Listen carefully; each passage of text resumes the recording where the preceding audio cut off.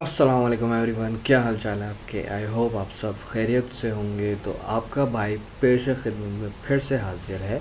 और इस दफ़ा जो मैं बात करना है वो तो आप देख चुके होंगे कि किसके लिए है। तो आए शुरू करते हैं बात। हमारे यहाँ आजकल ना बहुत से न्यू जनरेशन्स और यंग और कुछ मेरी एज के, इवन कि कुछ मेरी बड़ी एज के भी लोग कुछ अगर अपना पैशन परसू करना चाहते हैं ना तो वो नहीं करना पाते हैं। Like become content creator, vlogger, writer, photographer, movie maker, what जो भी होता है ना वो नहीं कर पाते। और पेरेंट्स मना करते हैं उससे। और वो मना क्यों करते हैं उसकी 3 वजह है जो कि हाँ जी, तो सबसे पहली वजह है कि हेट्स आएंगे, बच्चे को बहुत बुरा भला कहा जाएगा, जिसकी वजह से पेरेंट्स मना करते हैं। दूसरा डिस्ट्रैक्शन कि वो अपनी पढ़ाई से डिस्ट्रैक्ट हो जाएगा, वो पढ़ाई पे फोकस नहीं करेगा और इन सब चीज़ों में लगा रहेगा। और सबसे इम्पॉर्टेंट थिंग, लोग क्या कहेंगे। हाँ जी, तो सबसे पहले बात करते हैं हेट कमेंट की। मतलब कि हेट्स को कैसे इग्नोर किया जाए। मैं अपनी यूट्यूब की मिसाल ही दे देता हूँ कि मैंने ये चैनल अभी शुरू किया 2 साल पहले। 1 साल पहले तक मैं व्लॉगिंग का मेरा चैनल था, मैं वो यूज़ करता था। जो मैंने यूट्यूब से सीखा ना वो ये सीखा कि आप लोगों को ना, अगर कोई आपको बुरा कह रहा है, हेट दे रहा है अपना अटेंशन सीकर बनने के लिए, तो आप उसको ना, यूट्यूब ने मुझे सिखाया कि यूट्यूब का एक ऑप्शन है हाइड यूज़र। तो आप उसको जब हाइड कर देते हो ना तो वो बड़ा मज़े से आता है, टक टक टक टक टक टक टक करके कमेंट करता और बोलता है ये मैंने उसको फिर से जला दिया, ये मुझे टेंशन मिल गई, जबकि वो हाइड हुआ होता है, वो किसी को नहीं देखता, सिर्फ उसको। तो इसी तरीके से अपनी पर्सनल लाइफ में करें। अगर आपको कोई हेट करने आता है ना, उसे टोटली इग्नोर करें। वो बोलते रहे, भौंकते रहे, बकवास करते रहे, जो भी करते रहे, व्हाट्सएवर, उसको इग्नोर करें और अपनी लाइफ एंजॉय करें। उन लोगों पे ध्यान दें जो आपको प्यार दे रहे हैं और मोटिवेट कर रहे हैं। तो इस तरह के लोगों को ना यूँ करके साइड कर दिया जाता है क्योंकि ज़्यादा नहीं होते। और जो अच्छे लोग होते हैं ना उनको यूँ करके करीब लाना पड़ता है। तो जो यूँ वाले हैं उन पे फोकस करें, यूँ वालों को इग्नोर करें। ये तो हो गई हेट की बात। अब बात आती है डिस्ट्रैक्शन की कि बच्चा पढ़ाई से डिस्ट्रैक्ट हो जाएगा अगर बच्चा है, और बड़ा है तो भी अगर यूनिवर्सिटी का तो डिस्ट्रैक्ट हो जाएगा, मतलब पढ़ाई से डिस्ट्रैक्ट हो रहा है वो। तो भाई देखें, हफ्ते में होते हैं 7 दिन, 5 या 6 दिन हार्डली आपकी क्लास होती है, चाहे वो यूनिवर्सिटी हो, चाहे वो स्कूल हो, चाहे वो कॉलेज हो। 1 से 2 दिन आपको मिल रहा है।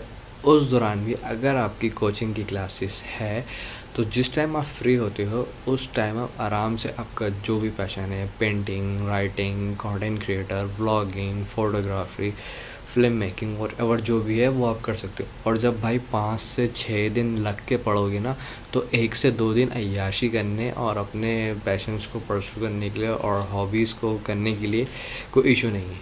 मतलब कोई क़यामत नहीं आ जाएगी भाई कि अगर आपने 5 दिन कर लिया और 2 दिन नहीं किया तो ना, अब तो क़यामत आ जाएगी। नहीं नहीं, आप कर सकते हो।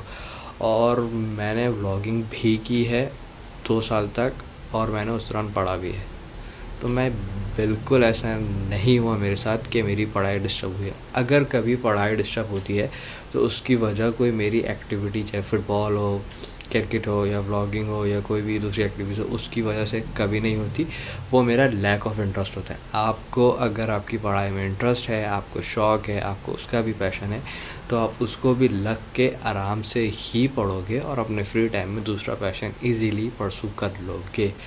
It's all about only time management. अगर आप टाइम मैनेजमेंट कर सकते हो प्रॉपरली तो ठीक है, और नहीं कर सकते हो तो भाई अपने बड़ों से पूछो कि भाई टाइम मैनेज किस तरह से करूँ। और सबसे किसी से पूछने की ज़रूरत नहीं है, आप एक प्रॉपर टाइम टेबल बनाओ, एक टास्क बनाओ कि इस दिन ये टारगेट पूरा करना है, इस दिन ये टारगेट पूरा करना है।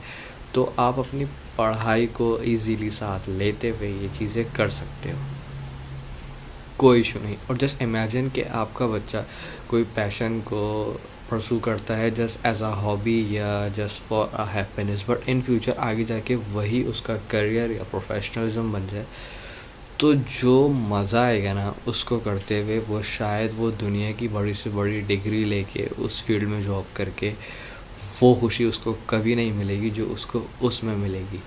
क्योंकि वो उसका पैशन था और वो यंग एज से उस चीज़ को करते हुए आ रहा था। और जब एक प्रोफेशनल लाइफ में मिल करने को मिल रहा है, और भाई जब एक आपका हॉबी है, एक पैशन है, आप उसको कर रहे हो और उसके आपको पैसे मिल रहे हैं, तो सोचो कितना मज़ा आएगा। हम लोग जो जॉब करते हैं वो बेसिकली हर किसी की इतनी पैशन नहीं होती, इतनी वो हॉबीज़ में नहीं आ रही होती चीज़ें, वो कर रहे होते हैं।